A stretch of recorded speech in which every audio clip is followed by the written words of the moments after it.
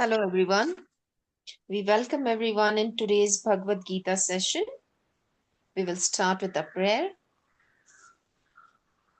Shuklam Bharadharau Vishnum Shashivarnan Chaturbhujam Prasannabadanam Dhyayet Sarva Vignopashantaye Gurur Brahma Gurur Vishnu Gurur Devo Maheshwaraha Guru Sakshat Parabrahma Tasmai Shri Guruve Namaha Saraswati Namastubhyam Varade Kamarupini Vidyarambham Karishyami Siddhir Bhavatu Me Sada Om Krishna. We are in the 13th chapter of Bhagavad Gita, 5th shloka. महाभूतान्यहङ्कारः बुद्धिरव्यक्तमेव च इन्द्रियाणि दशैकञ्च पञ्चचेन्द्रियगोचराः इच्छा द्वेषः सुखं दुःखं सङ्घातश्चेतना धृतिः एतत्त्रयक्षेत्रं समासेन सविकारमुदाहृतम् अमानित्यवदम्भित्वम् अहिंसा क्षान्तिरार्जवम् आचार्योपासनं शौचं स्थैर्यमात्मविनिग्रहः.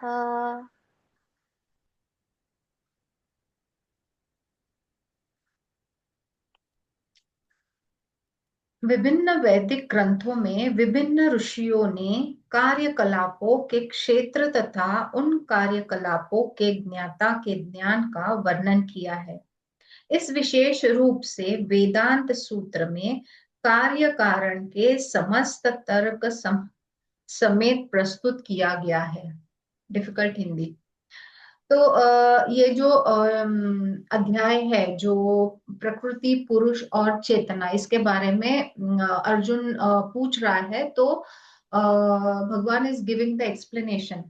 ठीक है, तो उसमें जैसे हमने पहले तीन चार श्लोकों में देखा कि क्षेत्र क्या है और क्षेत्र माने क्या एंड क्षेत्रज्ञ मतलब क्या है, तो ज्ञान क्या है, ओके, ज्ञेय क्या है। तो ये सारी जो चीजें हैं ये थोड़ा सा मतलब ये नॉलेज जो है, पहले के जो कॉन्वर्सेशन चल रहा था भगवत गीता का, ये अभी कॉन्वर्सेशन तो खत्म हो चुका है, but there is added on knowledge. Okay, तो ये जो नॉलेज है ये थोड़ा सा हैवी हो सकता है समझने के लिए, बट धीरे धीरे हम समझेंगे उसको। तो विभिन्न वैदिक ग्रंथों में जो है वो बहुत सारी चीजें लिखी हैं। तो जो ऋषि हैं हमारे, तो वो ऋषियों ने क्या किया है, बहुत सारा जो काम है, एक्टिविटीज है, कार्यकलाप मतलब बहुत सारे कार्य meaning work and the activities which are connected to it, वो सारा उन्होंने लिखा है। एंड जो कॉज एंड इफेक्ट के बारे में भी डिटेल में उन्होंने दिया है। ओके, तो श्री कृष्ण के अतिरिक्त व्यास देव वेदांत सूत्र के जो रचेता है, ओके, वेदांत सूत्र के वो महान ऋषि हैं और वेदांत सूत्र में द्वैत की भली भांति व्याख्या हुई है। द्वैत यानी टू। ठीक है, व्यासदेव के पिता पराशर भी महर्षि हैं और उन्होंने धर्म संबंधी अपने ग्रंथों में लिखा है, तुम मैं तथा अन्य सारे जीव अर्थात हम सभी दिव्य हैं, भले ही हमारे शरीर भौतिक हैं। हम अपने अपने कामों के कारण प्रकृति के तीनों गुणों में वशीभूत होकर पतित हो गए हैं। तो ये हम सबको पता है कि जैसे हम ये भौतिक जो शरीर है हमारा, तो इसमें हम पूरे वो जंजाल में हम फंस चुके हैं। एंड ये जो हमारे जो तीन गुण है, ओके, रजो तमो और सत्व। तो ये तीन गुण जो है हमारे शरीर से कनेक्टेड, तो उसमें हम पूरे के पूरे फंस चुके हैं। तो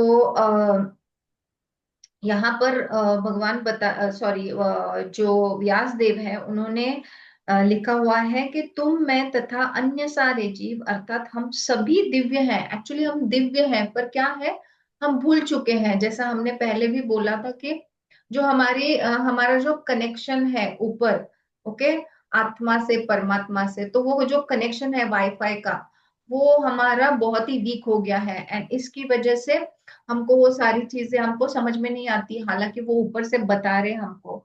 तो हम ये चक्रव्यूह में पूरे के पूरे फंस चुके हैं। एंड हम अपने अपने कर्मों के कारण प्रकृति के तीनों गुणों के वशीभूत होकर पतित हो गए हैं। मतलब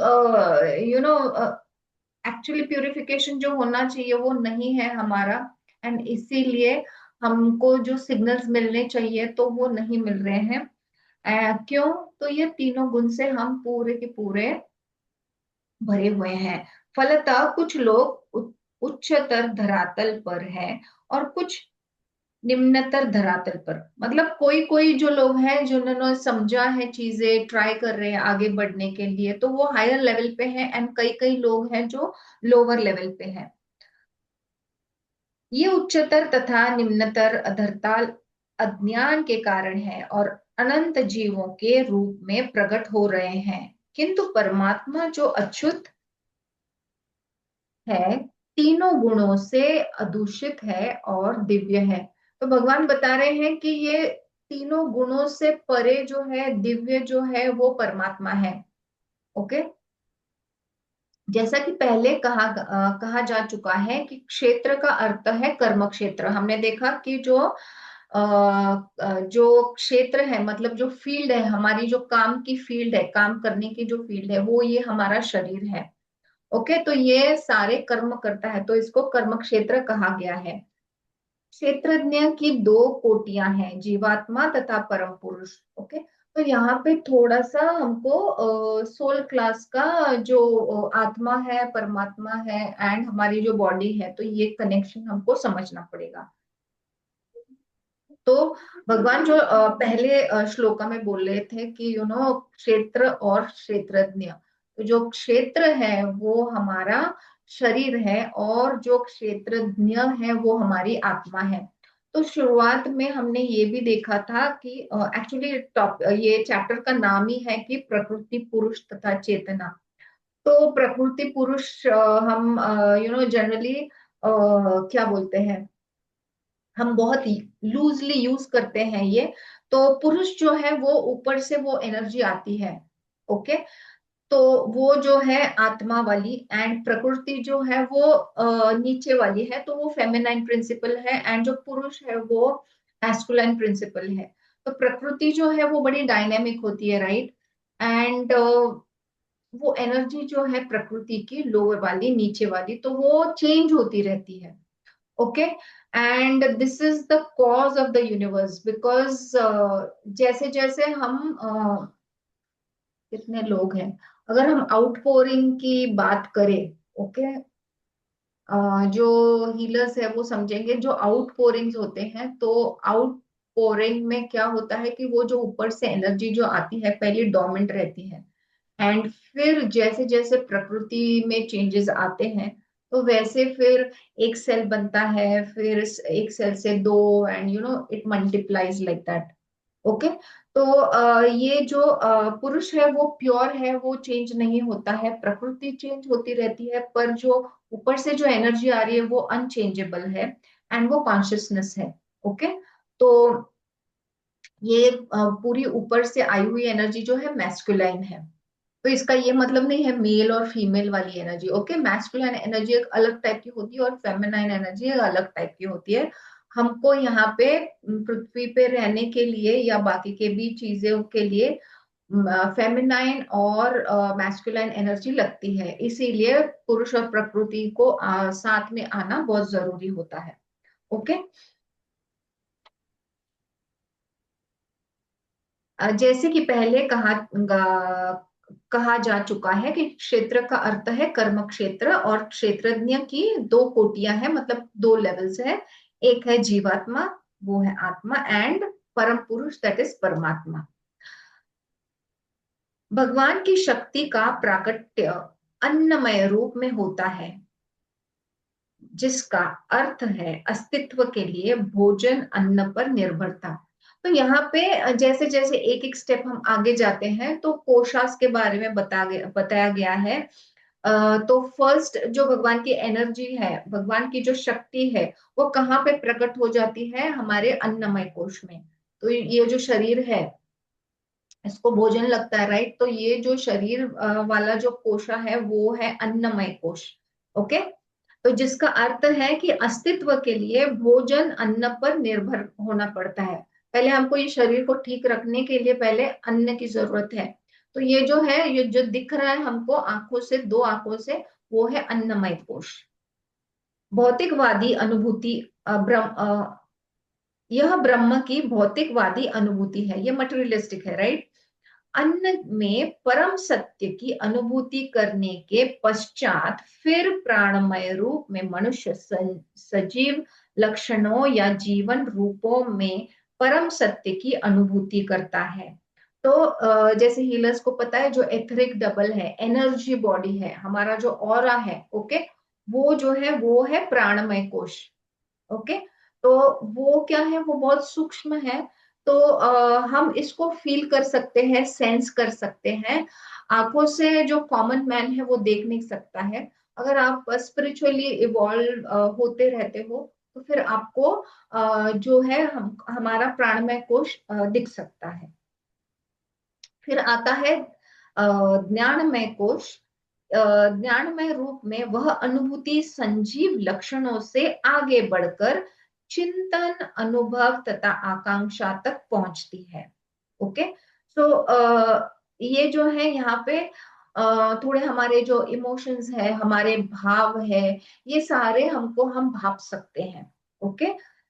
आकांक्षा है आपकी, अनुभव है, वो सारी चीजें, तब ब्रह्म की उच्चतर अनुभूति होती है, जिसे विज्ञानमय रूप कहते हैं, जिसमें जीव के मन तथा जीवन के लक्षणों को जीव से भिन्न समझा जाता है।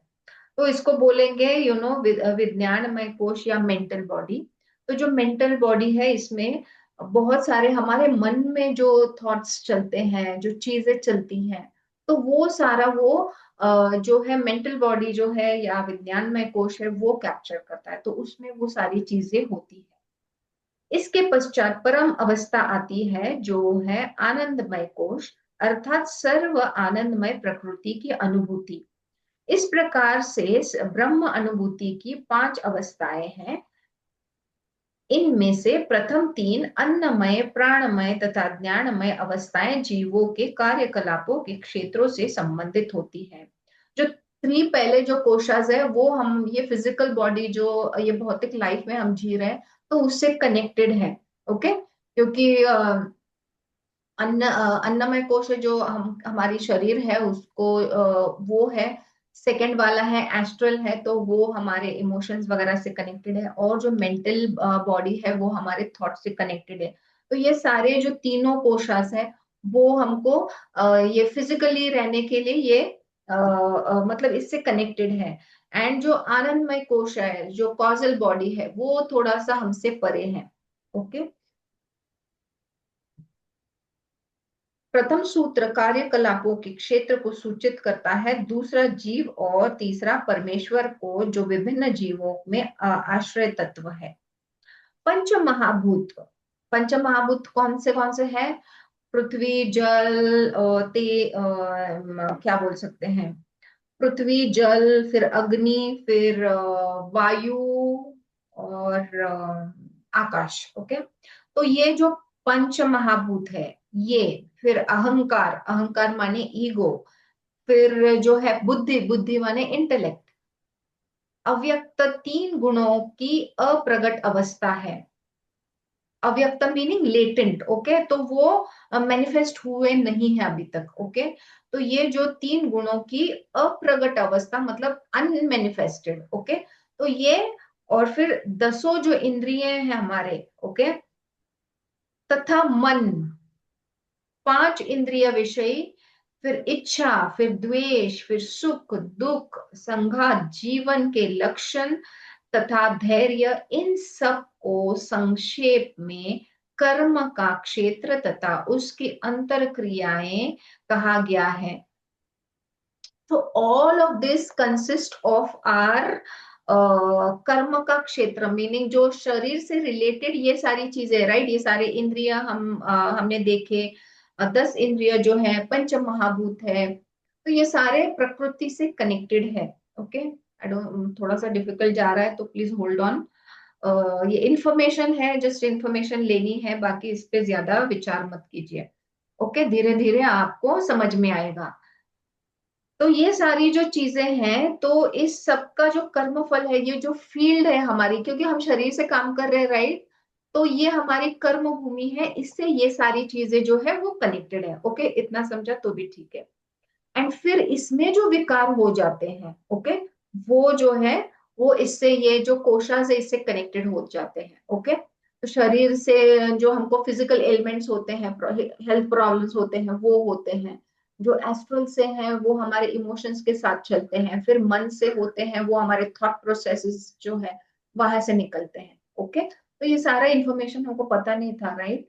तो अभी मैं थोड़ा सा ये पढ़ती हूँ, ये थोड़ा डिफिकल्ट हिंदी है, बट जस्ट टेक इट। कभी कभी क्या होता है, हमको समझ में भी नहीं आया ना, तो भी हमारी जो सबकॉन्शियस है माइंड, वो पूरा भाप लेती है।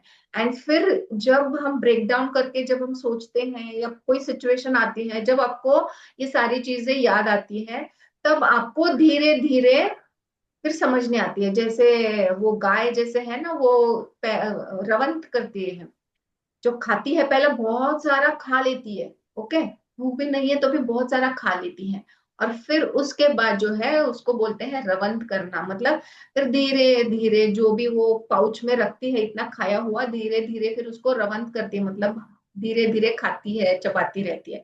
तो वैसा प्रोसेस है। तो जस्ट जो भी है अभी फिलहाल के लिए, just take it whatever is coming, energy के फॉर्म में वो आपका डाउनलोड हो जाएगा सबकॉन्शियस में, एंड धीरे धीरे आपको समझ में भी आएगा। तो महर्षियों वैदिक सूक्तों एवं वेदांत सूत्रों के प्रामाणिक कथनों के आधार पर इस संसार के अवयवों को इस प्रकार से समझा जा सकता है। पहले तो पृथ्वी, जल, अग्नि, वायु तथा आकाश, ये पंच महाभूत है। फिर अहंकार, बुद्धि तथा तीनों गुण की अव्यक्त अवस्था आती है। इसके पश्चात 5 इंद्रिय है, नेत्र, कान, नाक, जीभ तथा त्वचा। फिर 5 कर्म इंद्रिय, कर्म इंद्रिय, वो है वाणी, पाव, हाथ, गुदा तथा लिंग है। तब इन इंद्रियों के ऊपर मन होता है, जो भीतर रहने के कारण अंतः इंद्रिय कहा जाता है। इस प्रकार मन समेत कुल 11 इंद्रिय होती है। हमको कितने पता थे? सिर्फ 5 सेंसेस पता थे, ओके। अब यहाँ पे दिए गए हैं कितने सारे सेंसेस, ओके। और अभी जो न्यूरोसाइंस बता रहा है, ये मतलब इससे भी आगे हमारे एक्चुअली 34 सेंसेस हैं। तो पता नहीं और भी क्या क्या निकल के आएगा। तो अभी तक तो हम इस पे कंट्रोल नहीं कर चुके, वो 34 पे कब हम काम करेंगे पता नहीं। पर इस प्रकार मन समेत कुल 11 इंद्रियों होती है। फिर इन इंद्रियों के 5 विषय होते हैं, गंध, स्वाद, रूप, स्पर्श तथा ध्वनि। मतलब जो इंद्रियां हैं उनके क्या काम है वो बताए गए हैं। जैसे नोज है तो उसका गंध, ओके, टंग है तो उसका स्वाद, तो ऐसे। इस तरह इन 24 तत्वों का समूह कार्य क्षेत्र कहलाता है। तो ये 24 तत्व जो है, एलिमेंट्स जो है, 24 एलिमेंट्स, इससे हमारा ये शरीर कनेक्टेड है, ओके। तो यहाँ पे सारा काम होता है। यदि कोई इन 24 विषयों का विश्लेषण करे तो उसे कार्य क्षेत्र समझ में आ जाएगा। फिर इच्छा, द्वेष, सुख तथा दुख नामक अंत क्रियाएं विकार हैं, जो स्थूल देह के 5 महाभूतों की अभिव्यक्ति है। चेतना तथा धैर्य द्वारा प्रदर्शित जीवन के लक्षण सूक्ष्म शरीर अर्थात मन, अहंकार तथा बुद्धि के प्राकट्य हैं। ये सूक्ष्म तत्व भी कर्म क्षेत्र से सम्मिलित रहते हैं। पंच महाभूत अहंकार की स्थूल अभिव्यक्ति है, जो अहंकार की मूल अवस्था को ही प्रदर्शित करती है, जिससे भौतिकवादी बोध या तामस बुद्धि कहा जाता है। यह और आगे प्रकृति के तीन गुणों की अप्रकट अवस्था को सूचक है। प्रकृति के अव्यक्त गुणों को प्रधान कहा जाता है। तो ये जो तीन गुणों है, नेक्स्ट चैप्टर में ये पूरा ब्रेक डाउन करके दिया है, हमारे जो तीन गुण है जिससे हम इजिली रिलेट कर सकते हैं, तो वो पूरा डिटेल में नेक्स्ट चैप्टर में दिया गया है। शरीर इस समस्त तत्वों की अभिव्यक्ति मतलब एक्सप्रेशन जो है वो है। शरीर में छह प्रकार के परिवर्तन होते हैं। यह उत्पन्न होता है, बढ़ता है, टिकता है, संतान उत्पन्न करता है और तब वो क्षीण हो जाता है, वीक होके फिर समाप्त हो जाता है। तो ये श्रेणियां हैं, मतलब स्टेप बाय स्टेप कैसा होता है शरीर में एक्सप्रेशन, ये सारे तत्वों का, ये सारे जो 24 एलिमेंट्स है उनका। तो वो अब बता रहे हैं कि पहले वो स्टार्ट होता है, उत्पन्न होता है, बर्थ होता है उसका, फिर वो धीरे धीरे बढ़ता है, फिर वो एक लेवल पे टिकता है, फिर संतान प्राप्ति होती है, फिर वो नीचे नीचे आके फिर वीक हो जाता है और फिर समाप्त हो जाता है और अंत में समाप्त हो जाता है। अतएव क्षेत्र अस्थाई भौतिक वस्तु है। तो ये जो शरीर है, वो जो क्षेत्र है हमारा, वो क्या है? अस्थाई है। ओके, अस्थाई मतलब स्टिल नहीं है, एवर चेंजिंग है। इसका ज्ञाता क्षेत्रज्ञ इसके भिन्न रहता है। तो जो आत्मा है, जो पुरुष है, यह हम बात कर रहे हैं जो है प्रकृति, और जो पुरुष है वो इससे भिन्न है, उससे कनेक्टेड नहीं है। ओके, आत्मा नहीं, क्या आत्मा से हम तो सुन ही नहीं रहे हैं एक्चुअली। ओके, हम इतने यहाँ पे उलझ गए हैं कि आत्मा बता रहा है कि ये तीनों गुणों में उलझ मत जाना, पर हमको वो वीक होने के कारण वो वाईफाई है, हमको समझ में नहीं आ रहा है, तो हम यहाँ पे मिक्स होते जा रहे हैं, हमको समझ में नहीं आ रही है चीजें। तो इसीलिए भगवान बता रहे हैं कि ये जो क्षेत्र है और ऊपर का क्षेत्रज्ञ है, वो दोनों भिन्न है। ओके, आई होप यहाँ तक थोड़ा बहुत समझा है। ओके, नेक्स्ट श्लोक प्लीज। इन्द्रियार्थेषु वैराग्यम् अनहङ्कार एव च जन्म मृत्युजरा व्याधि दुःखदोषानुदर्शनम् असक्तिरणभिष्वङ्गः पुत्रदारगृहादिषु नित्यं च समचिन्तत्वम् इष्टानिष्टोपपत्तिषु मयि चानन्ययोगेन भक्तिरव्यभिचारिणी विविक्तदेशसेवित्वम् अरतिर्जनसंसदि अध्यात्मज्ञाननित्यत्वम् तत्त्वज्ञानार्थदर्शनम् एतज्ज्ञानमिति प्रोक्तम् अज्ञानै यदतोऽन्यथा ज्ञेयै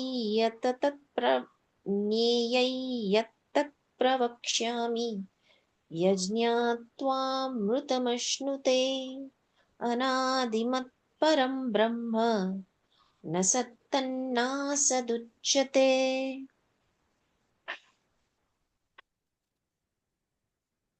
और भी पॉइंट्स हैं। विनम्रता, ओके,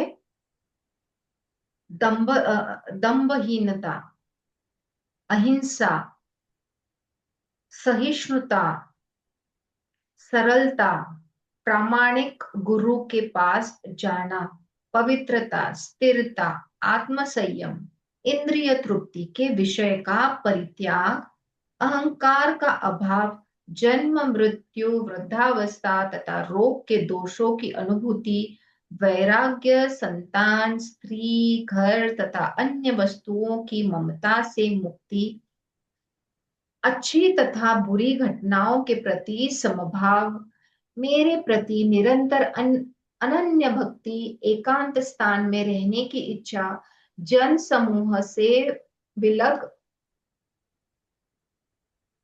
विलगाव आत्म साक्षात्कार की महानता को स्वीकारना तथा परम सत्य की दार्शनिक खोज, इन सब को मैं ज्ञान घोषित करता हूँ, और इनके अतिरिक्त जो भी है वो अज्ञान है। तो ये सारी चीजें जो बताई गई है अभी तक, ये सारे पॉइंट्स जो है कि विनम्र होना चाहिए, हम्बल होना चाहिए, फिर दम्भहीन मतलब जो हमारी जो इंफीरियोरिटी कॉम्प्लेक्स है वो चीज है, अहिंसा मतलब नॉन इंजरी, फिर क्या है ये सहिष्णुता मतलब you have to have courage, फिर सरलता, सरलता क्या है, सिंप्लिसिटी,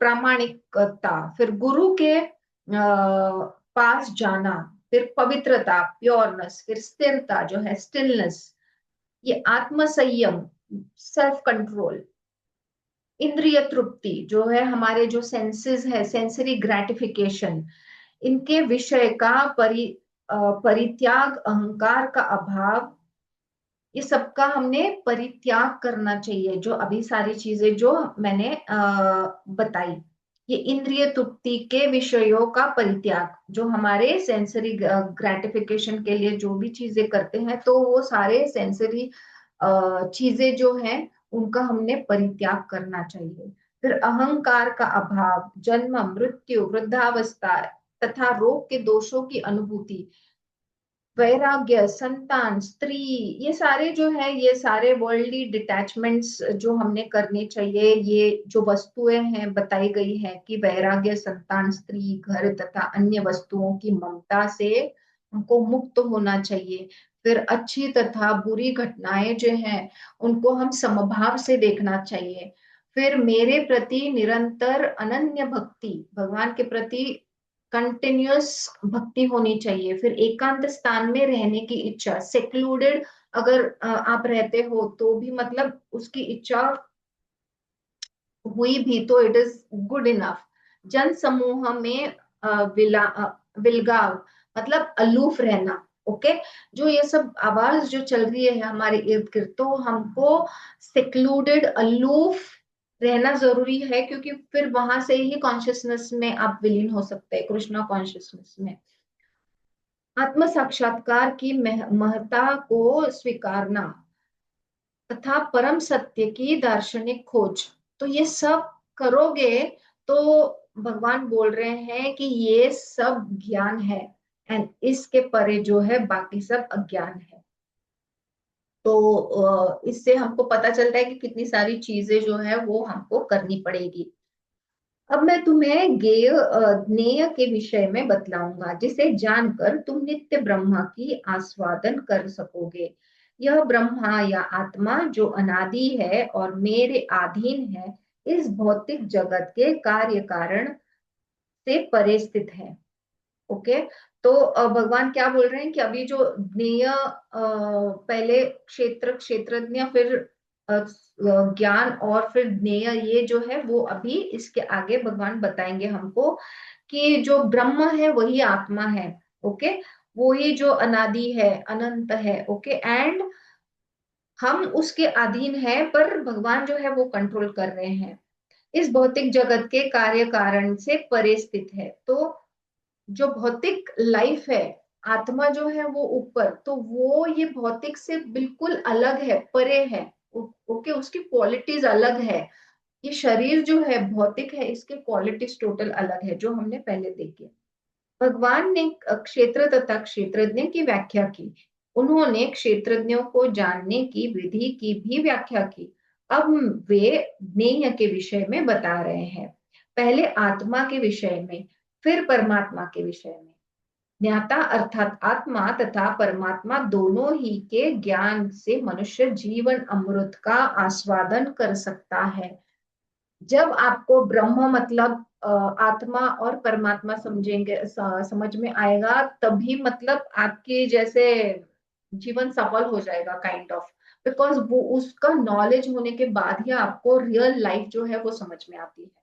ओके, तो भगवान बोल रहे हैं कि ज्ञाता अर्थात आत्मा तथा परमात्मा दोनों की, दोनों ही के ज्ञान से मनुष्य जीवन जो है वो अमृत का आस्वादन कर पाएगा।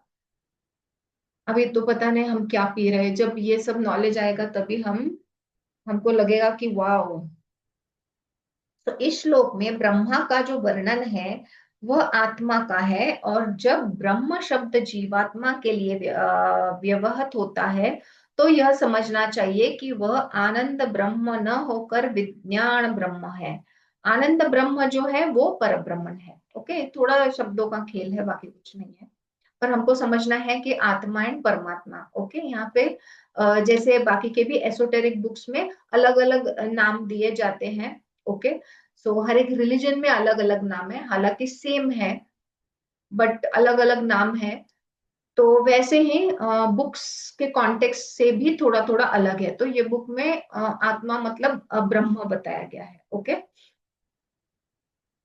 या तो सोल हिसाब से हम देख सकते हैं। Okay, higher soul and soul, soul consciousness. Next श्लोक। सर्वतः पाणिपादं तत् सर्वतो शिशिरोमुखम् सर्वतः श्रुतिमल्लोके सर्वमावृत्य तिष्ठति सर्वेन्द्रियगुणाभासं सर्वेन्द्रियविवर्जितम् असक्तं सर्वभृच्चैव निर्गुणं गुणभोक्तृ च बहिरन्तश्च भूतानाम् अचरञ्चरमेव च सूक्ष्ममत्वात् तदविज्ञेयम् दूरस्थं चानतीकी च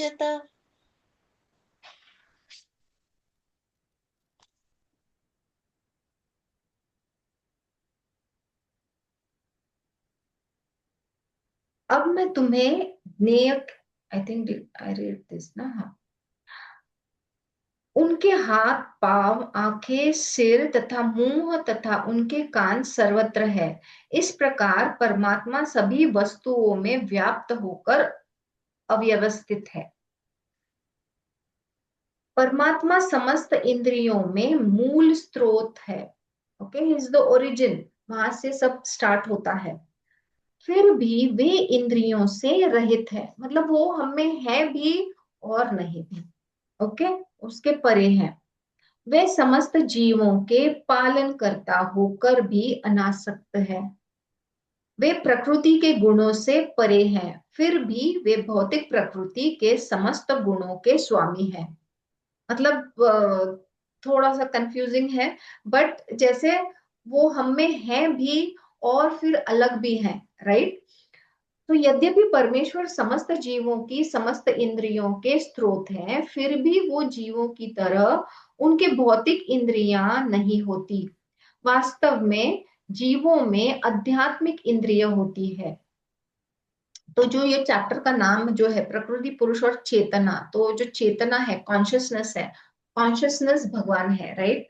तो ये जो कॉन्शियसनेस है उससे कनेक्टेड यहाँ पे एक्सप्लेनेशन दिया है कि वास्तव में जीवों के आध्यात्मिक इंद्रियों होती है।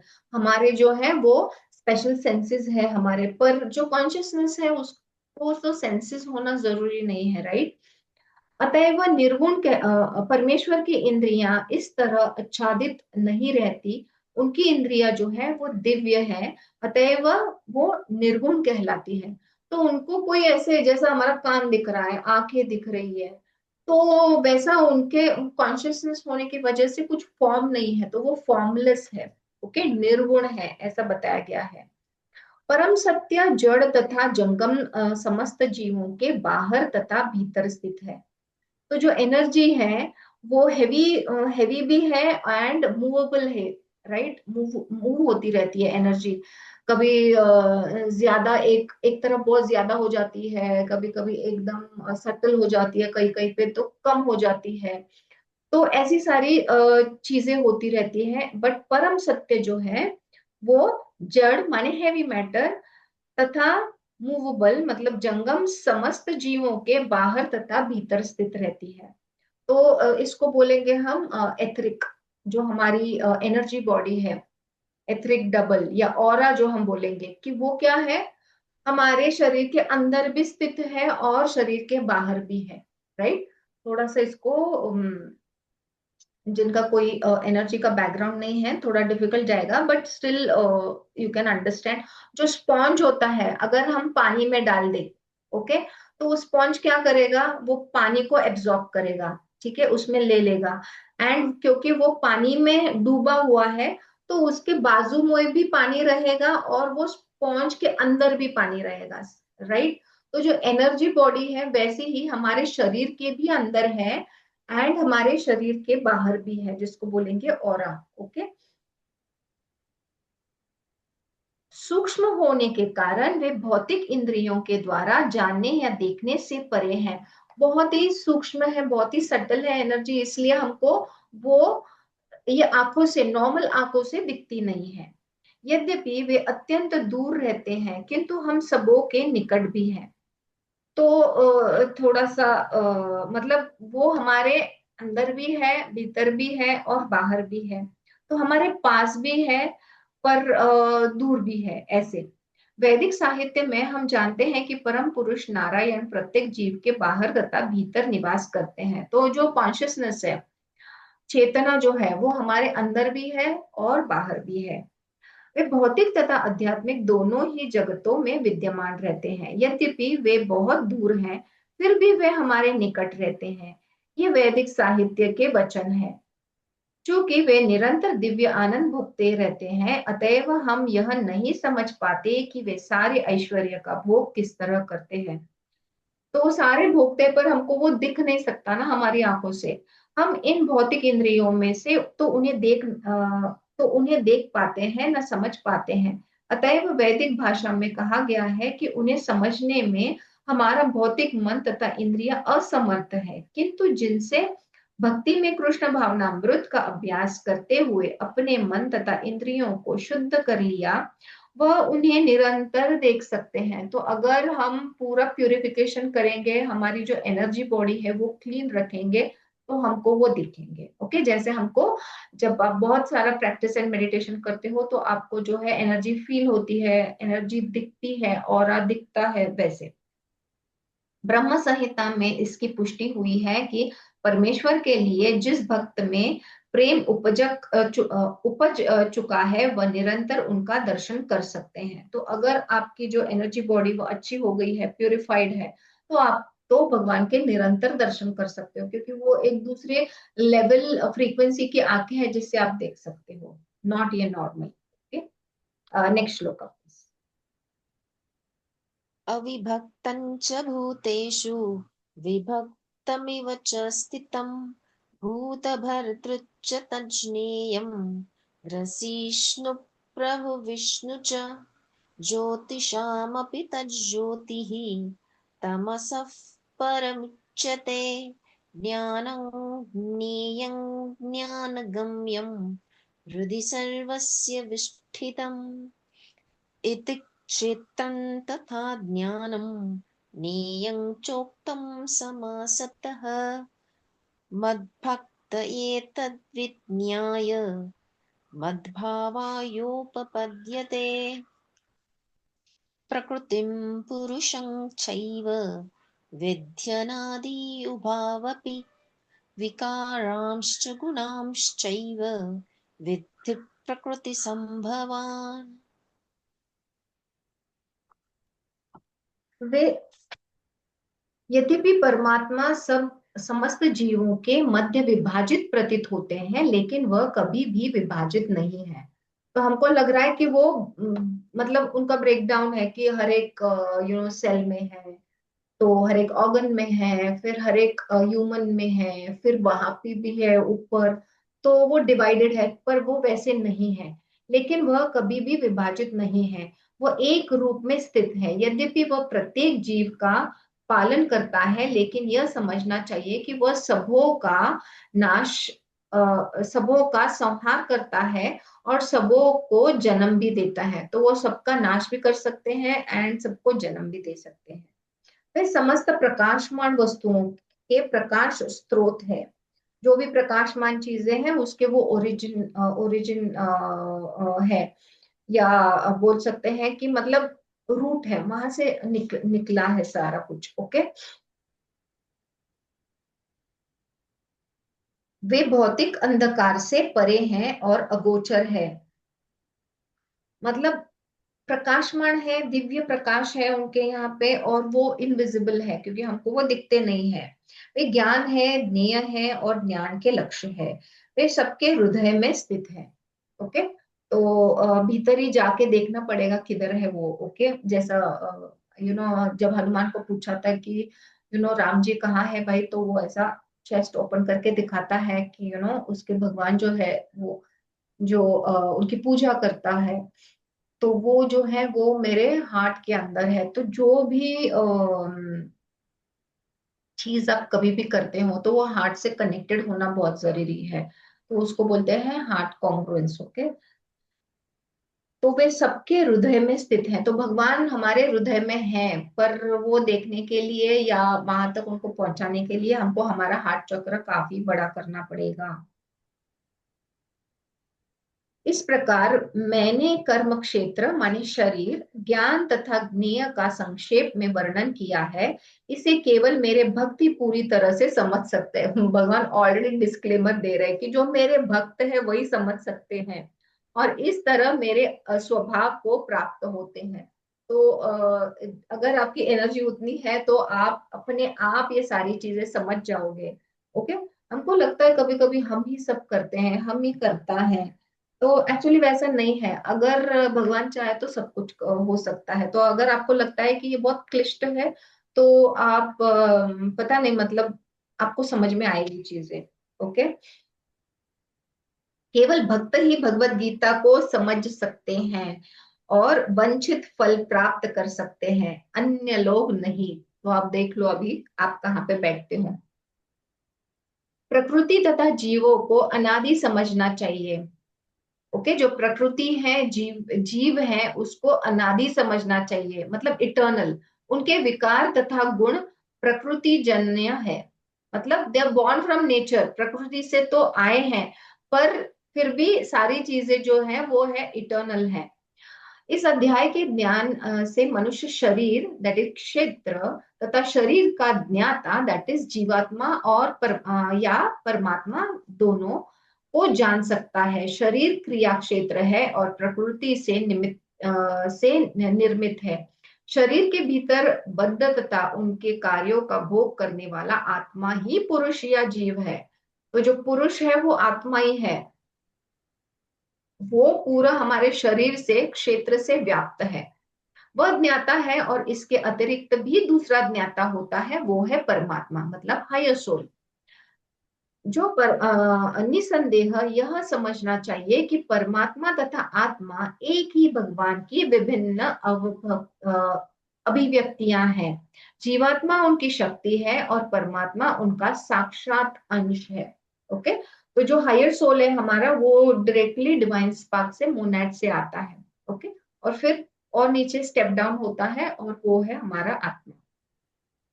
प्रकृति तथा जीव दोनों ही नित्य है, मतलब कांस्टेंट है। तात्पर्य यह है कि वे सृष्टि के पहले से विद्यमान है। जो मैं थ्री आउटपोरिंग की बात कर रही थी वो, यह भौतिक अभिव्यक्ति परमेश्वर की शक्ति से है और उसी प्रकार जीव भी है, किंतु जीव श्रेष्ठ शक्ति है। जीव तथा प्रकृति इस ब्रह्मांड के उत्पन्न होने के पूर्व से विद्यमान है। तो वो जो फर्स्ट आउटपोरिंग था वो डोर्मेंट था, वो एक्टिव नहीं हुआ था। ओके, जब सेकेंड आउटपोरिंग स्टार्ट हुआ तो फिर जो डोर्मेंट चीजें थी वो सारी ओपन अप होने लगी। प्रकृति तो महाविष्णु में लीन हो गई और जब इसकी आवश्यकता पड़ी तो यह महत तत्व के द्वारा प्रकट हुई। तो जो पुरुष है जब नीचे आए, ओके, पहले तो डोमेंट था, फिर जब नीचे आए तो फिर प्रकृति जो है वो पहले एकदम डोमेंट थी, कुछ काम नहीं हो रहा था, पर जब इसकी जब आवश्यकता पड़ी तो जब सेकेंड आउटपोरिंग आया तब जो प्रकृति है वो सारा जो है महत्त्व के द्वारा फिर प्रकटना स्टार्ट हो गया। तो ऐसा बोलते हैं कि यूनिसेल से स्टार्ट हुई, फिर मल्टी सेल्युलर ऑर्गेनिज्म बना और फिर बाकी की चीजें। तो इस प्रकार से जीव भी उनके भीतर रहते हैं और चूंकि वे बद्ध है अतएव वे परमेश्वर की सेवा करने में विमुख है। ओके, तो पहले वो कुछ भी नहीं करते, जैसा वही वर्ड है एग्जैक्टली कि डोमेंट रहते हैं। ओके, उस इस तरह उन्हें वैकुंठ लोक में प्रविष्ट होने नहीं दिया जाता है, मतलब एंटर करने को अलाउड नहीं है ऊपर, ओके, वैकुंठ लोक में। लेकिन प्रकृति के व्यक्त होने पर इन्हें भौतिक जगत में पुनः कर्म करने और वैकुंठ लोक में प्रवेश करने की तैयारी करने का अवसर दिया जाता है। तो जब ऊपर से जो एनर्जी नीचे आती है एंड जब डोमेंट होती है तो वो कुछ नहीं कर सकती है, बट जब डोमेंट स्टेट से बाहर आती है तो जो प्रकृति है वो फिर वो जीव बनाती है, एंड फिर हम यहाँ पे ये सारे हमारे जो कर्म कांड करते हैं, फिर ये खत्म करने के बाद हमको वो धाम में जाने का प्रवेश के लिए हमको एंट्री मिल सकती है, ओके। लेकिन प्रकृति के व्यक्त होने पर इन्हें भौतिक जगत में पुनः कर्म करने और वैकुंठ लोक में प्रवेश करने की तैयारी का अवसर दिया जाता है। तो हमको जो कर्म है वो लेसन्स लर्न करने के लिए हमको तैयार किया जाता है। फिर जैसे जैसे हम लेसन्स लर्न करते हैं फिर हम भगवान धाम जा सकते हैं। इस भौतिक सृष्टि का यही रहस्य है, सीक्रेट। वास्तव में जीवात्मा मूलतः परमेश्वर का अंश है, लेकिन अपने विद्रोही स्वभाव के कारण वह प्रकृति से भीतर बद्ध रहता है। इसका कोई महत्व नहीं है कि वे जीव या श्रेष्ठ जीव किस प्रकार प्रकृति से संपर्क में आए, किंतु भगवान जानते हैं कि ऐसा कैसे और क्यों हुआ। ये मतलब इतना हायर नॉलेज है कि हमको एक तो समझने की जरूरत नहीं है, एंड शायद अगर कोई एक्सप्लेन भी करे तो हमको समझ में नहीं आएगा, ऐसा भगवान बता रहे हैं। शास्त्रों में भगवान का वचन है कि जो लोग प्रकृति द्वारा आकृष्ट है, मतलब एंचैंट हुए हैं, वे कठिन जीवन संघर्ष कर रहे हैं, क्योंकि हम अटक गए ना, अट्रैक्ट हो गए, एंचैंट हो गए ये सारा देख के, तो हम यहाँ पे अटक गए हैं। लेकिन इन कुछ श्लोकों के वर्णनों से यह निश्चित समझ लेना होगा कि प्रकृति के 3 गुण के द्वारा उत्पन्न विकार प्रकृति की उपज है। मतलब जो 3 गुण हैं, ये सत्व रजस और तमस, तो इससे जो विकार बनते हैं वो हम आगे के चैप्टर में देखेंगे। तो जो ये विकार है उसकी उसकी वजह से हम अटक गए हैं, ओके। जीवों के सारे विकार तथा प्रकार शरीर के कारण है। जहां तक आत्मा का संबंध है सारे जीव एक से हैं। तो आत्मा जो है वो सबको सेम ही देखती है, राइट। ये शरीर है जो नीचे प्रकृति जो है वो सारे ये खेल करती है और फिर हम अटक जाते हैं। नेक्स्ट श्लोक का। कार्यकारणकर्तृत्वे हेतुः प्रकृतिरुच्यते पुरुषः सुखदुःखानां भोक्तृत्वे हेतुरुच्यते पुरुषः प्रकृतिस्थो हि भुङ्क्ते प्रकृतिजान् गुणान् कारणं गुणसङ्गोऽस्य सदसद्योनिजन्मसु उपद्रष्टानुमन्ता च भर्ता भोक्ता महेश्वरः परमात्मेति चाप्युक्तः देहेऽस्मिन् पुरुषः परः। प्रकृति समस्त भौतिक कारणों तथा कार्यों की हेतु कही जाती है, और जीव जो पुरुष है इस संसार में विविध सुख दुख के भोग का कारण कहा जाता है। सो प्रकृति जो है वो है जो परिणाम आता है, उसका जो आउटकम है उसके हेतु कही जाती है, और जो पुरुष है जो जीव है आत्मा है ऊपर, वो इस संसार में विविध सुख दुख के भोग का कारण कहा जाता है, ओके। सो जो कारण है वो ऊपर से है और जो परिणाम उसका है वो प्रकृति है। कुल मिलाकर 84 लाख भिन्न भिन्न योनियां हैं, और ये सब प्रकृति जन्य है। जीव के विभिन्न इंद्रिय सुख से ये योनियां मिलती है, जो इस प्रकार इस शरीर या उस शरीर में रहने की इच्छा करता है। जब उसे विभिन्न शरीर प्राप्त होते हैं तो वह विभिन्न प्रकार के सुख तथा दुख भोगता है। तो अभी भी जैसे हमारे जो डिजायर्स होते हैं, तो नेक्स्ट लाइफ में अगर ये लाइफ में हमारे कंप्लीट नहीं हुए तो नेक्स्ट लाइफ में हमारे वो डिजायर्स के लिए हम जन्म लेते हैं और उसको कंप्लीट करना चाहते हैं, और फिर वो साइकिल में जो हम 84 लाख जो योनिया है वहां से हम गुजरते हैं, एंड वो चक्कर में हम बहुत सारे सुख या दुख भी मतलब भोगते रहते हैं। वैकुंठ लोक जो शुद्ध है, किंतु भौतिक जगत जो जगत में प्रत्येक व्यक्ति विभिन्न प्रकार के शरीर सुखों को प्राप्त करने के लिए कठिन संघर्ष में रत होता है। तो जो भगवान का जो धाम है, वहां पे तो मतलब कोई कष्ट ही नहीं है, कोई सुख दुख नहीं है, बहुत आनंद ही आनंद है। पर यहाँ पे जो है वो नीचे जो है, हम भौतिक जगत में ये सारे जो बॉडी रिलेटेड, शरीर रिलेटेड जो भी सुख भोगने के लिए हमको बहुत संघर्ष करना पड़ता है। जीव को अपनी पूर्व आकांक्षा तथा कर्म के अनुसार परिस्थितियों के वश वरदान या श्राप मिलता है। जीव की इच्छाओं तथा कर्मों के अनुसार प्रकृति उसे विभिन्न स्थानों में पहुंचाती है। जीव स्वयं ऐसे स्थानों में जाने तथा मिलने वाले सुख दुख का कारण होता है। इस प्रकार का शरीर प्राप्त हो जाने पर वह प्रकृति के वश में हो जाता है, क्योंकि शरीर पदार्थ होने के कारण प्रकृति के नियमानुसार कार्य करती है। उस समय शरीर में ऐसी शक्ति नहीं है कि वह उस नियम को बदल सके। मतलब एक बार जो है वो एनर्जी जो है वो प्रकृति में एंकर हो गई, तो उस हिसाब से चलना पड़ेगा, राइट। जैसे अभी जो एनर्जी हमारे बॉडी में है, तो हमारा जो बॉडी जिस हिसाब से बना है, यहाँ पे एग्जाम्पल, हाँ एग्जाम्पल दिया है, वही मैं रीड करती हूँ। इस समय शरीर में ऐसी शक्ति नहीं है कि वह उस नियम को बदल सके। एग्जाम्पल, मान लीजिए कि जीव को कुत्ते का शरीर प्राप्त हुआ। आत्मा तो ऊपर है। जब वो उसको एक डिजायर होता है, तो फॉर एग्जाम्पल अभी उसने कुत्ते का शरीर ले लिया।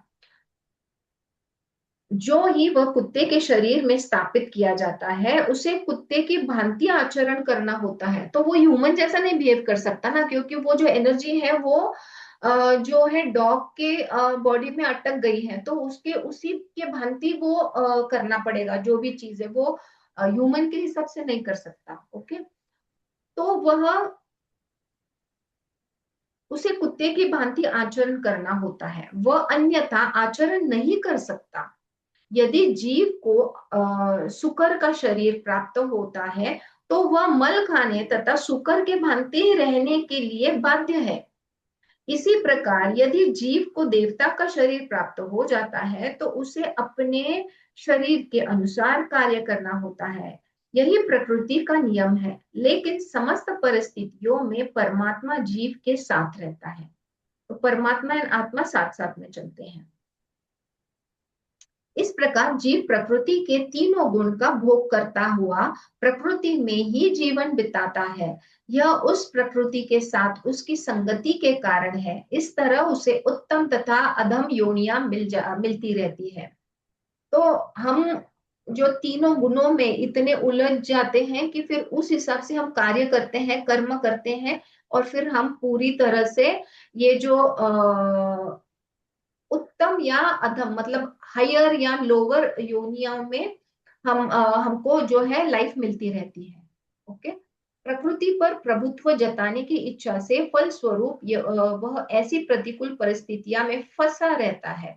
भौतिक इच्छा के वशीभूत हो उसे कभी देवता के रूप में, तो कभी मनुष्य के रूप में, कभी पशु के रूप में, कभी पक्षी, कभी कीड़े, कभी जल जंतु, कभी संत पुरुष, तो कभी खटमल के रूप में जन्म लेना होता है। यह क्रम चलता रहता है, और प्रत्येक परिस्थिति में जीव अपने को परिस्थितियों का स्वामी मानता रहता है, जबकि वह प्रकृति के वश में होता है। हमको बड़ा लगता है कि हम ही स्वामी हैं, हम ही सब करते हैं। हमारा जो अहंकार है वो बहुत ही ज्यादा रहता है, तो हमको लगता है कि मैं कर रही हूँ इसलिए हो रही चीजें। पर हमको पता ही नहीं चलता, अरे मैं वो प्रकृति में अटक चुकी हूँ, इसलिए ये सब हो रहा है मेरे साथ। यहाँ पर बताया गया है कि जीव इस प्रकार विभिन्न शरीरों को प्राप्त करता है, यह प्रकृति के विभिन्न गुणों की संगति के कारण है। अतएव इन गुणों से ऊपर उठकर दिव्य पद पर स्थित होना होता है। तो आपके अगर कर्म अच्छे होंगे, तो आप वो रास्ते से चलने के लिए आपको तब ट्यूबलाइट ऑन हो जाए कि अरे मैं ये कहाँ पे प्रकृति में अटक चुका हूँ, मुझे तो दिव्य आगे जाना है। तो आपके इसलिए बहुत अच्छे कर्म हमको बांध के रखने पड़ेंगे, बनाने पड़ेंगे, क्योंकि अगर वो नहीं रहेंगे तो आपको सीधा मार्ग भी नहीं मिलता है। ओके, तो जो हमारा संचित कर्मा है वो बहुत अच्छा होना चाहिए। तो अगर अभी संचित कर्मा अच्छा नहीं है और लाइफ थोड़ी डगमगा रही है, तो ये जो अभी हम प्रारब्ध कर्मा में चल रहे हैं, तो इसको और भी अच्छा बनाना पड़ेगा, ताकि ये लाइफ में तो ये रास्ता मिले, नेक्स्ट लाइफ में भी फटाक से हम प्लग इन हो जाए ये रास्ते पे। नहीं तो और टाइम लग जाएगा समझने के लिए, फिर वो एक्शन में आने के लिए। ये सारी चीजें बहुत मैटर करती है। अतएव इन गुणों से ऊपर उठकर दिव्य पद पर स्थित होना होता है। यही कृष्ण भावनामृत कहलाता है। कृष्ण भावनामृत में स्थित हुए बिना भौतिक चेतना मनुष्य को एक शरीर से दूसरे में देहांतरण करने के लिए बाध्य करती रहती है, क्योंकि अनादि काल से उसमें भौतिक आकांक्षाएं व्याप्त है, हमारी बहुत सारी महत्वाकांक्षाएं। लेकिन उसे इस विचार को बदलना होगा। यह परिवर्तन प्रामाणिक स्रोतों से सुनकर ही लाया जा सकता है। इसका सर्वश्रेष्ठ उदाहरण अर्जुन है, जो कृष्ण से ईश्वर विज्ञान का श्रवण करता है। यदि जीव इस श्रवण विधि को अपना ले तो प्रकृति पर प्रभुत्व जताने की चीर अभिलाषा आकांक्षा समाप्त हो जाएगी, और क्रमश जो जो वह प्रभुत्व जताने की इच्छा को कम करता जाएगा, त्यों त्यों उसे आध्यात्मिक सुख मिलता जाएगा। इस वैदिक मंत्र में कहा गया है कि जो जो जीव भगवान की संगति में विद्वान बनता जाता है, त्यों त्यों उसे अनुपात में वह आनंदमय जीवन का आस्वादन करता है। तो इसीलिए जो संगत है वो अच्छी होना जरूरी है। और अगर हम यही सुनते रहेंगे तो वही में हम रहेंगे। तो भगवान बोल रहे हैं कि जैसे जैसे आप आपका अहंकार छोड़ेंगे, या आपको लगता है कि इस पे मैं कंट्रोल करूं, प्रभुत्व करूं कोई चीजों पे, तो वो सारा जो है कृष्ण भावनामृत में जाओगे तो फिर वो कम कम होता जाएगा, और फिर आप भगवान के पास और ज्यादा आगे बढ़ोगे। जो भी शरीर में एक अन्य दिव्य भोक्ता है, जो ईश्वर है, परम स्वामी है और साक्षी तथा अनुमति देने वाले के रूप में विद्यमान है, और जो परमात्मा कहलाता है। तो ये परमात्मा का डेफिनेशन दिया गया है। ओके, नेक्स्ट श्लोक। य एव वेत्ति पुरुषं प्रकृतिं च गुणैः सह सर्वथा वर्तमानोऽपि न स भूयोऽभिजायते। ध्यानेनात्मनि पश्यन्ति केचिदात्मानमात्मना, अन्ये साङ्ख्येन योगेन कर्मयोगेन चापरे, अन्ये त्वेवमजानन्तः श्रुत्वान्येभ्य उपासते, तेऽपि चातितरन्त्यैव मृत्युं श्रुतिपरायणाः।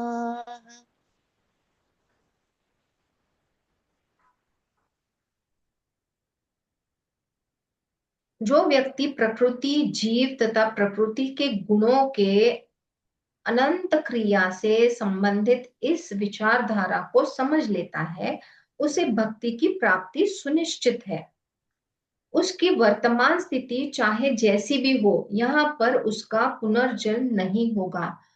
तो देखो, ये मतलब भगवान हमको गारंटी दे रहे हैं कि जो व्यक्ति प्रकृति, जीव तथा प्रकृति के गुणों के की अंत क्रिया से संबंधित इस विचारधारा को समझ लेता है, अगर हम ये सारी चीजें समझ लेते हैं, इसका ज्ञान लेते हैं, तो उसे मुक्ति सुनिश्चित है, उसके वर्तमान की चाहे जो भी स्थिति हो। क्योंकि हम इससे, ये पॉइंट से हम आगे निकल निकल चुके हैं, राइट, ये नॉलेज लेके।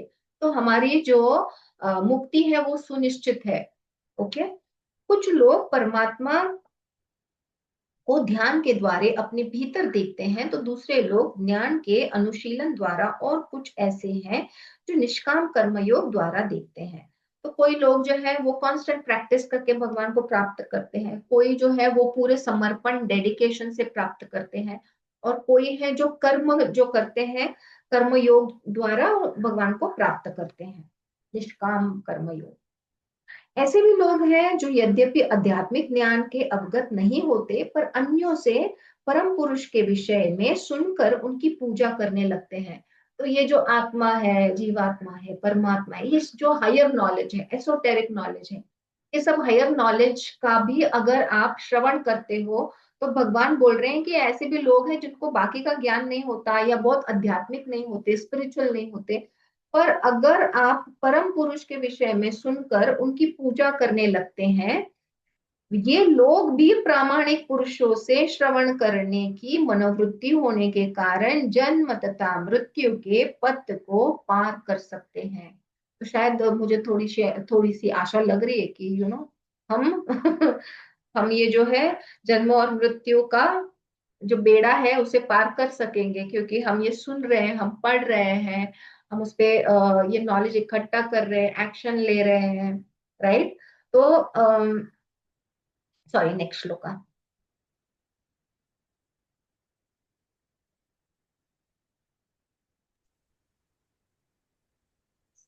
यावत् सञ्जायते किञ्चित् सत्त्वं स्थावरजङ्गमं क्षेत्रक्षेत्रज्ञसंयोगात् तद्विद्धि भरतर्षभ।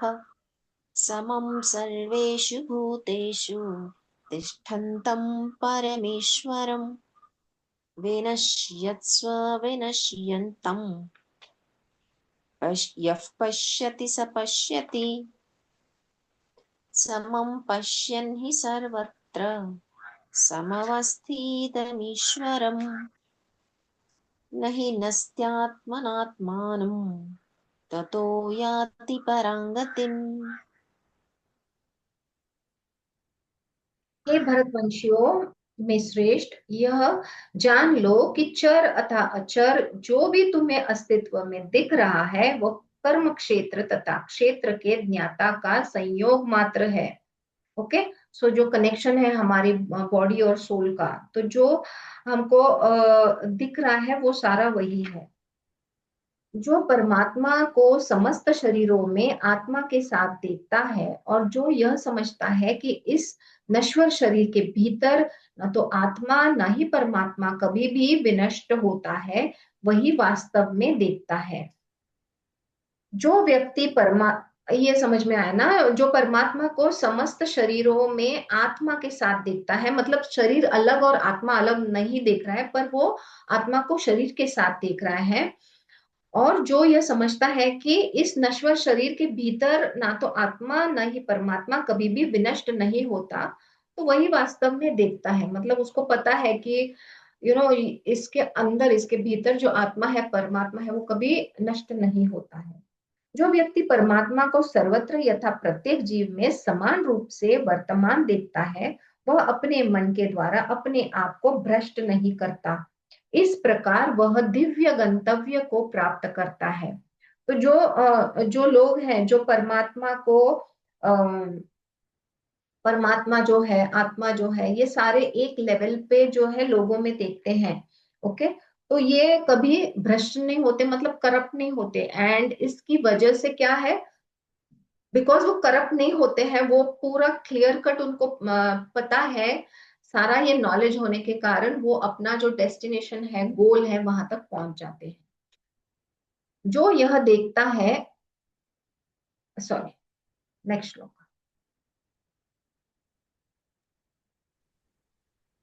प्रकृत्यैव च कर्माणि क्रियमाणानि सर्वशः यः पश्यति तथात्मानम् अकर्तारं स पश्यति यदा भूतपृथग्भावम् एकस्थमनुपश्यति तत एव च विस्तारं ब्रह्म सम्पद्यते तदा अनादित्वान् निर्गुणत्वात् परमात्मायमव्ययः शरीरस्थोऽपि कौन्तेय न करोति न लिप्यते।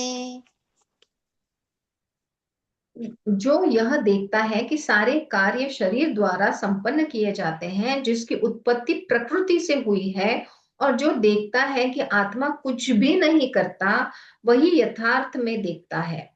ओके। तो जो रियलिटी एज इट इज है वो देखता है। जब विवेकवान व्यक्ति विभिन्न भौतिक शरीरों के कारण विभिन्न स्वरूपों को देखना बंद कर देता है और यह देखता है कि किस प्रकार से जीव सर्वत्र फैले हुए हैं, तो वह ब्रह्म बोध को प्राप्त होता है। ओके। तो जो डिसर्नमेंट से, विवेक बुद्धि से जो देखता है कि जो भौतिक शरीर है उसके जो कारण है वो विभिन्न स्वरूपों में उसको दिखते हैं। ओके। तो वो जो सारे जो लेयर्स है वो सारे बॉडी से कोशाज है वो उसको दिखते हैं, और उसी प्रकार से जीव सर्वत्र फैला हुआ है। तो कैसा वो कॉन्शियसनेस जो है वो हर तरफ फैला है, जस्ट नॉट कि हमारे शरीर में है, हमारे प्रत्येक सेल में है, पर वो सारे हमारे कोशों में है, सब जगह है, तो वो फैला हुआ है। जब ये ज्ञान की प्राप्ति डिसर्नमेंट से होती है तो वह ब्रह्म बोध को प्राप्त होता है। शाश्वत शाश्वत सृष्टि संपन्न लोग यह देख सकते हैं कि अविनाशी आत्मा दिव्य है। जो आत्मा है हमारा वो अविनाशी है, राइट। तो वो दिव्य है, शाश्वत तथा गुणों से अहित है, अतीत है। हे अर्जुन, भौतिक शरीर के साथ संपर्क होते हुए भी आत्मा न तो कुछ करता है और न लिप्त होता है। मतलब जो आत्मा है वो ऊपर वो इन्वॉल्व नहीं होता, जो शरीर है प्रकृति से जुड़ा हुआ है इसलिए वो सारी चीजें करता है, पर वो आत्मा है उसमें इन्वॉल्व नहीं होता है। ओके। तो इसीलिए जो है हमको मेडिटेशन से क्या करना पड़ता है कि हमारी जो स्पिरिचुअल कॉर्ड है उसको हमको बढ़ाना पड़ता है। ओके। क्योंकि जो ये कनेक्शन गया है, क्योंकि आत्मा जो है वो बताता नहीं है कि नीचे तू ऐसा ऐसा कर, इसीलिए हम क्या है, हम भूल गए हैं ना कि हम किस लिए आए हैं। जो ब्लूप्रिंट के साथ हम आए हैं कि बाबा ये लाइफ टाइम में हमने क्या कर्मा कंप्लीट करने हैं, कौन हमारे साथ है, ये किस लिए है, राइट। हमको अभी तो हम समझ हमको समझ में आया है कि जो हमारे लाइफ में जो लोग हैं, हमारे पेरेंट्स है, हमारे सिबलिंग्स है, हमारे हस्बैंड है, वाइफ है, जो इन लॉज, सब सब सब लोग जो है, बहन भाई, सब सब लोग जो है, वो हम ब्लूप्रिंट हम ही लेके आए हैं नीचे कि बाबा ये लाइफ में ये मेरी माँ बनेगी, ये मेरे पिताजी बनेंगे, ये मेरे हस्बैंड बनेंगे, ये मेरे बच्चे बनेंगे, ये मेरी सिस्टर भाई बनेंगे।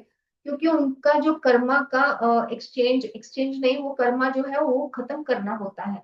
तो हम वो लेसन लेके आते हैं, पर क्या होता है नीचे आने के बाद हम भूल गए ना, क्योंकि हम प्रकृति में पूरे हम ब्लैंक हो जाते हैं। तो आत्मा जो है वो कितना, मतलब वो इतना हमारा जो स्पिरिचुअल कॉर्ड है वो वीक होने के वजह से वो एक तो पहला तो इंटरफियर करता नहीं है, पर बाद में जब आपकी फ्रीक्वेंसी वगैरह सब अच्छी होने लगती है तो देन यू स्टार्ट रियलाइजिंग कि ओके ये तो ऐसा है। तो ये रियलाइजेशन है वो बहुत धीरे धीरे आता है हमको। तो यहाँ पे बताया गया है कि आत्मा जो है वो कुछ ना कुछ करता है ना वो लिप्त होता है, मतलब वो इन्वॉल्व ही नहीं होता ये सारी चीजों में। ओके। तो इट्स लाइक लिटरली कि हम कट ऑफ हो गए हैं, जब हमारा नेटवर्क नहीं चलता तो कैसे हम कट ऑफ हो जाते हैं पूरे, वैसे वो आत्मा से हम कट ऑफ होके ये प्रकृति में ही हम सारी चीजें करते रहते हैं। नेक्स्ट श्लोका।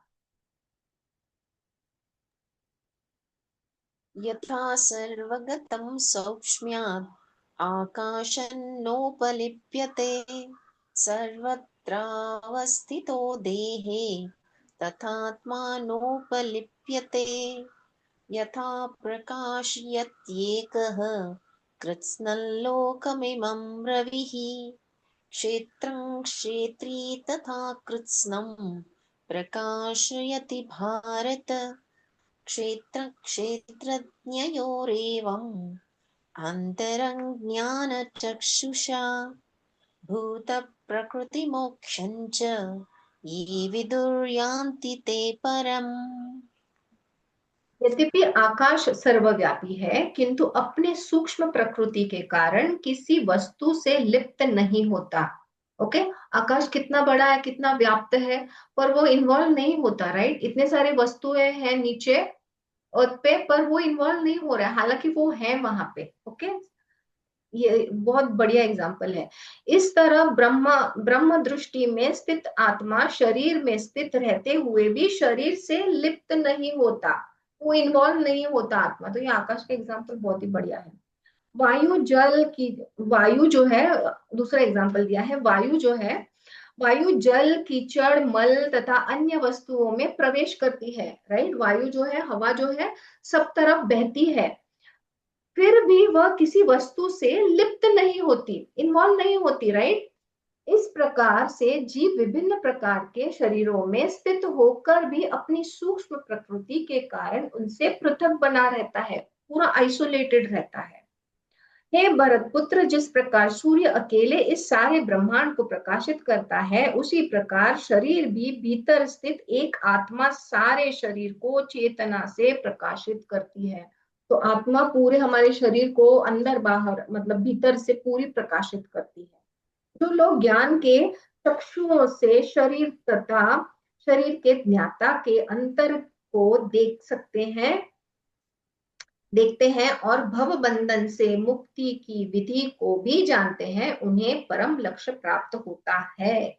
तो जो लोग ज्ञान के चक्षुओं से, मतलब अभी जैसे हमने ये नॉलेज पाया, राइट, ये चैप्टर से या पूरे ये ग्रंथ से, तो ये जो चक्षु से मतलब ये नजरों से जब हम देखते हैं कि क्या क्या है, कैसे कैसे है, शरीर कैसे है, शरीर का ज्ञाता कौन है, वो कैसे अंदर से काम कर रहा है, ये सारा जो है, और ये जो भवबंधन है, हम अगर ये सारों से हम मुक्ति पाते हैं, तो फिर हम जो परम लक्ष्य है, हमारा जो गोल है मुक्ति का, वो हम प्राप्त कर सकते हैं। ओके। सो इस प्रकार श्रीमद् भगवत गीता के 13वें अध्याय प्रकृति पुरुष तथा चेतना का भक्ति वेदांत तात्पर्य पूर्ण हुआ। Yes. We'll end Bhagavad Gita's 13th chapter.